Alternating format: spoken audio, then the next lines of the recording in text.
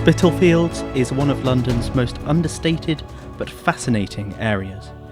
In this one relatively compact area, we can see pivotal moments in London's history, from the burial ground of the first Roman known to have been buried in Britain, possibly the consort of one of Roman Britain's last viceroys prior to the collapse of their empire, to a medieval priory and hospital, which became the final resting place for over 10,000 souls, to a place of refuge for French Huguenots, forced from France by edict of the Sun King, to the haunt of brutal and infamous killer Jack the Ripper, to a shelter for thousands of East Enders during the Blitz, to today's meeting point between the clean, businesslike city of London and the frenetic, somewhat less gentrified Shoreditch. This little corner of London has it all, or all of the foregoing anyway. I've been lucky enough to live and work here for the best part of 5 years now, and London's lockdown as a result of the COVID pandemic has prompted me to record this footage and this voiceover as something to do and an interesting way to present pictures of this usually vibrant area rendered eerily quiet. All of the footage you will see in this video is my own, taken in early 2021, assuming I finish this project within a reasonable time from now, which is by no means assured. To organise this exploration of the area and place it in context, I thought we might take each of the historically significant tableaus I presented a moment ago and consider each in a little more detail. I am no historian, so I vouch not for the total accuracy of what I have gathered from publicly available sources, but I am confident that the broad strokes of the picture here are correct. I mentioned Roman London, and we know that the Romans built a road which stretched away from the fortified settlement to the north, past Old Lincoln and on to York. We now know this as Ermine Street, but at the time it would have been something closer to Aninga, after a native tribe which was settled close to the road's route. The Bishop's Gate was eventually built by the Romans at the road's exit from the city and incorporated into the London Wall. Nothing of the gate remains today, but you can see a bishop's mitre set into the face of a building at the old site of the fortification, above what is today a boots. On the extramural side of the gate, along the continuing Ermine Road, the Romans maintained a cemetery, as we might suppose would be common on the outside of a major city's walls. Outside of that cemetery there was little aside from fields and gardens, perhaps one or more farmsteads which would later give its or their name to the liberty of Norton Folgate, one name for the area which derives from the term Northern Farmstead, Norton, followed by either a reference to a family name, Folio, possibly the farmer's or landowner's name, or alternatively a Saxon term for highway, Foldweg, which would be a reference to the Ermine Road. Archaeological excavations in recent times have revealed the remains of the Romans buried dead at Spitalfields, and radiometric dating and isotopic analysis of dental remains suggests that one of the buried was a 25-year-old woman accepted to be the earliest known example of a Roman buried on the island of Britain. Buried in a pure lead coffin placed within a large stone sarcophagus, the woman was buried with patterned glass containers, which may have held perfume, and the coffin itself was lined with tree resins designed to keep the air within fresh. Her head was laid on a pillow of bay leaves imported from the Mediterranean. It is safe to say that this was an individual of great status amongst the late Roman occupants of London, possibly the wife of one of its last rulers before the Roman Empire fell. We know a little about her life. Raised in Rome, she suffered serious illness as a young child, which caused abnormalities in her dental structure. As a teenager, she was likely married to a man destined for a high-ranking political appointment in the then faraway land of Britain. Within years of accompanying her husband to London, she was struck down, either in childbirth or by one of the diseases which plagued inhabitants of the time. Some 800 years later, bypassing Spitalfields' time adjacent to Anglo-Saxon Ludenwick, and as part of the Danelaw, the medieval priory and hospital of Blessed Mary without Bishopsgate, commonly corrupted to St. Mary Spital, was founded to the north of the existing cemetery, which was incorporated into the priory precinct. It is recorded as having been founded in 1197 by a man named Walter Brunus and his wife Rusia, on grounds given to them for this purpose, at least in part, by the alderman Walter, son of Aelred. Medieval hospitals of this kind were not solely for the treatment of the ill, but also a place for the care of pilgrims, widows, and the poor generally, as well as the associated giving of last rites, and finally the burial of the dead. This was an Augustinian institution, staffed by canons, lay brothers, and sisters. The Priory church was one of the highest buildings in this part of the city, and at its height the hospital was amongst the largest in England, housing 180 beds, which at the time would have catered for many more patients. At the turn of the millennium, excavation work unearthed thousands of skeletal remains, hard evidence of over 10,000 burials, and enough to suggest a total burial population of around 18,000.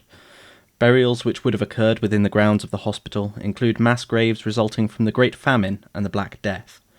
Modern researchers suspect that the majority of the dead buried here may have perished as a result of a separate famine associated with the eruption of the supercolossal Samalas volcano, located in Indonesia, so the opposite side of the world to those who may have been affected thus. In sum, the hospital and its burial sites were in operation for over 400 years, until it was eventually closed by agents of Thomas Cromwell during the dissolution of 1539. The memory of St Mary Spital remains, both in the modern name of Spitalfields, and in the surviving remnants of the chapel and charnel house which can be seen through viewing windows installed in Bishop's Square. Religion would continue to play a major role in Spitalfields' destiny, as in 1685 sectarian intolerance in France led Louis XIV to revoke the Edict of Nantes, forcing hundreds of thousands of Calvinist Protestants to flee persecution as their churches were torn down, their schools were shuttered, and many were forced to barrack soldiers within their homes. These Huguenots sought asylum across a vast number of countries, but a sizable group settled in Spitalfields. Why this might be is not particularly clear. The asylum seekers often had little control over their destination on leaving France, but those who landed on the English coast would often understandably seek out areas where like-minded settlers were populous. A well-known French Protestant church, l'Église Protestante, in Threadneedle Street in the City of London, established a sister institution, l'Église de l'Hôpital, in Brick Lane on the corner of Fournier Street in 1743.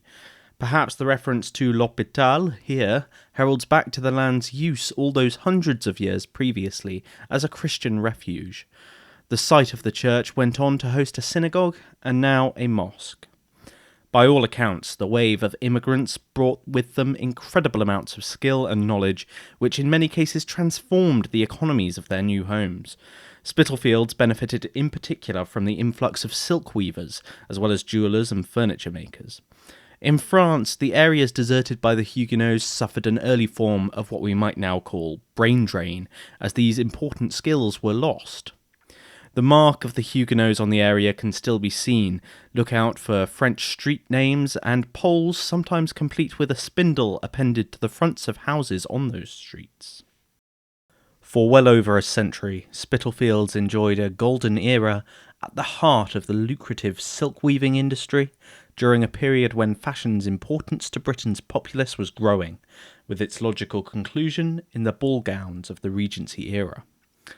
This period also saw the construction of Spitalfields' most prominent modern landmark, Christ Church on Commercial Street, a Hawksmoor classic which, as you will have seen in my drone footage, dominates the local skyline to this day. Next, unfortunately, we turn to a comparatively dark period in Spitalfields' history. Throughout the 1800s, many of the industries which flourished earlier with the arrival of the Huguenots grappled with the deleterious effects of the Industrial Revolution. In 1826, the already declining silk industry in Spitalfields was dealt a body blow by the relaxation of import controls, allowing free trade of French silk, which became the preference of high society England. Unionisation, violent competition, and encroaching employment regulations all accelerated the decline of the industry. Even those who did continue to successfully prosecute the craft of silk weaving often preferred to do so outside the Spitalfields area, which had become severely overcrowded. Living space on the streets had reached breaking point, partly as a result of successive waves of immigration, in particular from Irish and then Jewish communities. Sadly, by the late 1800s, the area was associated with deprivation and poverty, with many facing an uphill struggle to survive, and the emergence of factional hostility between the diverse communities calling the crowded streets home. During this time, vagrancy and prostitution were extremely common on some of the streets of Spitalfields which within the last couple of centuries had offered so much hope to the Huguenots.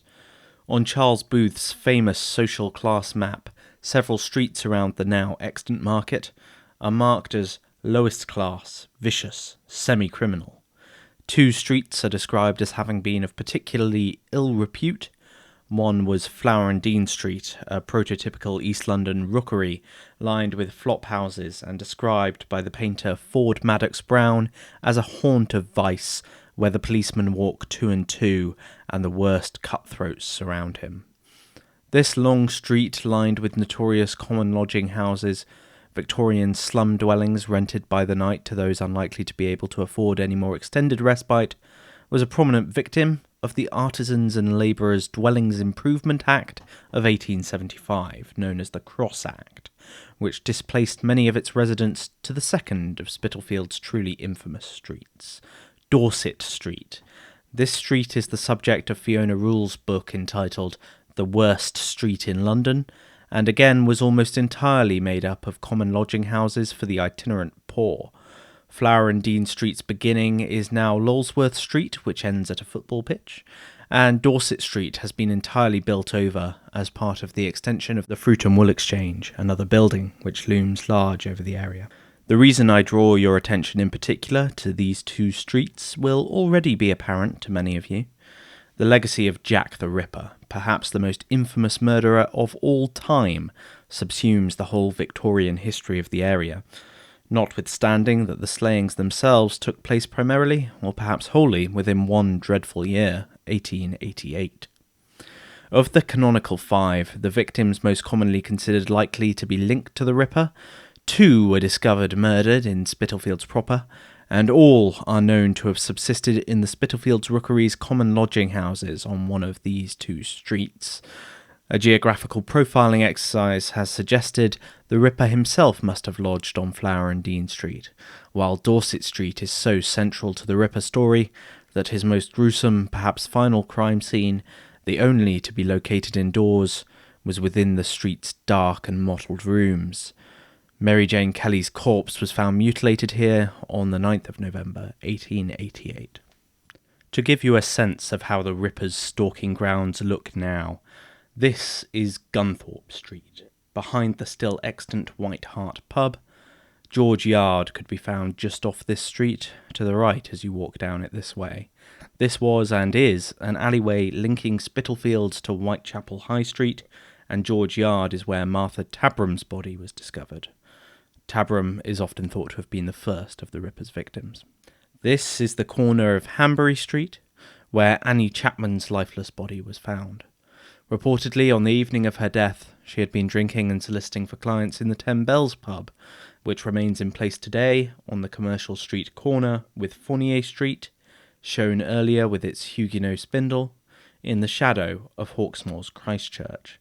The 10 Bells is a fantastic pub, rich with history such as this, and well worth a visit once pubs can safely open once again. Dorset Street, as mentioned previously, is no more, but this is the adjacent White's Row behind the extended Fruit and Wool Exchange building, and perhaps gives some sense of how the past has been folded into the less remarkable present in Spitalfields, offering little clue to its rich history, though there is a barber's shop named Jack the Clipper just off White's Row on Toynbee Street. This is almost as good a name as the Jack the Chipper fish and chip shop on Whitechapel High Street. The London Fruit and Wool Exchange, a huge complex the development of which wiped the infamous Dorset Street off the map, is central to Spitalfields' next major historical moment. The original building was constructed in the 1920s as the availability of imported fruit produce ramped up following the First World War to give brokers and distributors a central venue in which to hawk their wares. The Art Deco facade, preserved today at the face of the modern development, was intended to align with the style of Hawksmoor's Christ Church just up the road. The lobby once opened up onto a grand staircase, leading to enormous auction rooms with glass ceilings designed to filter in light to illuminate the colourful fruits and wools on offer. Hydraulic lifts were installed to quickly bring up these goods from the massive vaults beneath. It was these cavernous spaces under the building which would be put to use saving EastEnders' lives during the Blitz. There was space enough here for 2,500 people to shelter, though in practice far more than that would pack into the space. It is understood that up to 5,000 people a night took refuge here during the darkest days of the war. By early evening, almost every bit of floor space would have been claimed. Conditions were unsanitary, to put it mildly, and oppressive heat is reported to have rendered many unconscious during the nights spent within the warren of dark and filthy underground tunnels. But at least those within had some measure of protection from the German bombs regularly pummeling the city above. One of the personalities to rise to the fore during this time was Michael Mickey Davies, a man called Mickey Midget at the time due to standing only 4 foot and 6 inches tall. An optician by trade, until his shop was obliterated by a Nazi bomb. Mickey and his wife took refuge in the shelter under the Fruit and Wool Exchange. Appalled at the conditions, he quickly became a well-known force amongst those willing to take on the responsibilities of organising life in the shelter. Soon he was elected to be Chief Marshal of the shelter. Mickey's shelter, as it became known, is credited by some as having prompted the powers that were to give serious thought to deep shelters for the poor, spurring the movement towards the converted London Underground shelters, which are today a familiar image to students of World War II London. Skipping on some decades, we come to modern Spitalfields, no longer a hospital, nor an industrial site for the trading of textiles or fruit. Certainly a more salubrious district than when it housed the roughest of the transient East End poor, and fortunately no longer at particular risk from acts of war, though the old Ermine Street, now Bishopsgate, was bombed by the IRA in 1993. Signs of the past abound, be it the Huguenot streets, the Tower of Christ Church, the Ten Bells pub, or the Fruit and Wool Exchange's facade. Other particularly famous historical allusions still exist somewhat untouched. Down the road is the Whitechapel Bell Foundry, possibly dating as far back as the 15th century. It cast Big Ben and America's Liberty Bell. Looking up Brick Lane, we can see the site of the Black Eagle Brewery, which became Truman's. The main chimney, bearing the Truman name, has become an East End icon. But fundamentally, Spitalfields today looks and feels a greatly different place than it would have done during any of the times I've spoken about. It has its own identity, necessarily built on the storied past.